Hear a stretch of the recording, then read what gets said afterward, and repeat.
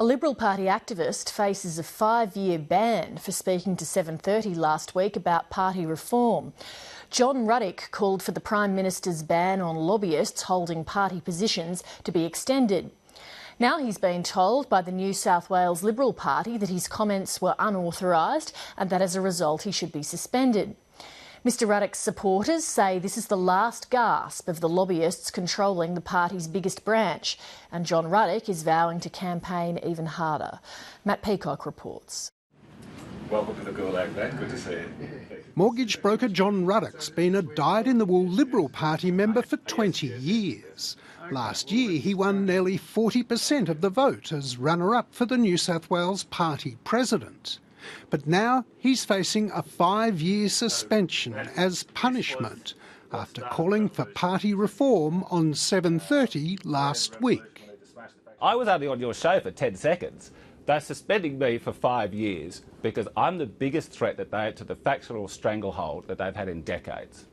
To expel someone from a political party because of their campaigning for democratic reform is something you would expect to happen in North Korea, not the Liberal Party of New South Wales.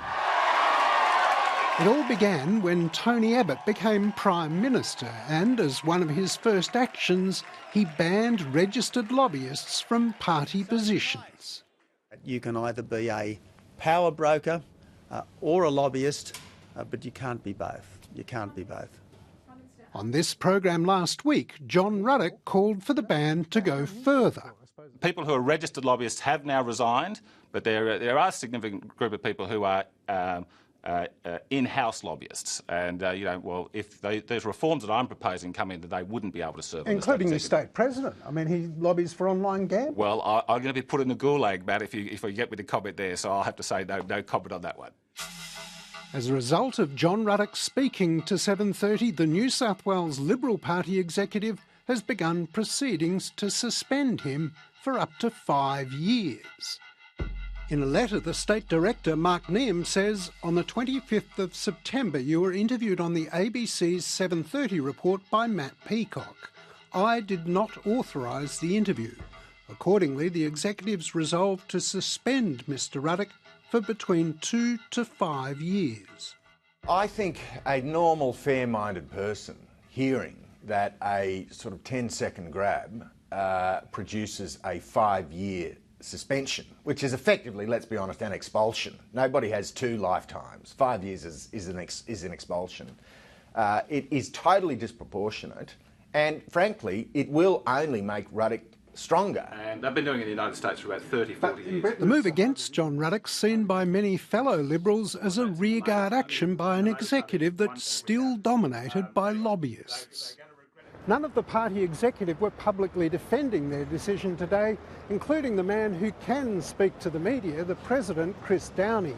His office is here behind me, where he's also the CEO of the Australian Wagering Council. Under the new rules, he can continue to be party president and full-time lobbyist for the online gambling industry. When I last saw Chris Downie, he gave me 2 business cards, one as president of the New South Wales Liberal Party and one outlining his position as a senior lobbyist within the gambling industry. Integrity, like justice, not only has to be done, it has to be seen to be done, especially in political parties, and especially in political parties when we are trying to rebuild confidence of the public in the integrity of the system of government. Joe Francis, now West Australian Correctional Services Minister for 10 years, was active in the New South Wales division, both as president of the Sutherland Young Liberals and of the branch. I would suggest that the New South Wales Liberal Party needs to take a good, hard look at itself, rather than castigating and putting into exile someone like John Ruddick, who's campaigning for democratic reform. This guy should be given a medal, not sent into exile. Barry O'Farrell last year passed a law prohibiting any political party from accepting donations from the property industry, from the tobacco industry and from the gambling industry.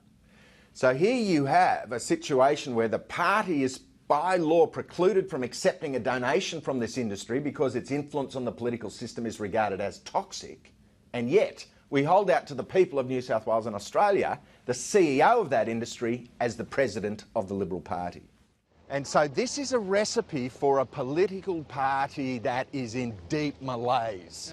Like John Ruddock, the former Liberal Federal Minister Ross Cameron's also campaigning for member plebiscites and an end to factional branch stacking. It is somewhat embarrassing for me. I mean, if Ruddock is guilty, then I must be his co-accused. Look, it does make my position difficult, and if the party continues down this path, it is not just going to have consequences for me, but for a whole range of people who are watching this with acute attention. John Ruddock's today again emailing 10,000 Liberal members, warning them of his possible suspension. And if it goes ahead, he says he'll redouble his efforts. My database grows all the time. I'm going to tell the members, I'm going to have a rort a week looking at it in a case study, and I'm going to look at people, individuals who are members of Parliament and who are on the state executive. I'm going to have a case study to demonstrate why they would not win under a democratised, merit-based party. I don't mind the odd lobbyist around the operation, but at the last state executive election we had 10 out of 16 successful candidates were lobbyists. So what we are seeing is the Liberal Party being turned into a life support system for the lobbying industry. Well, I didn't sign up for that. Matt Peacock reporting.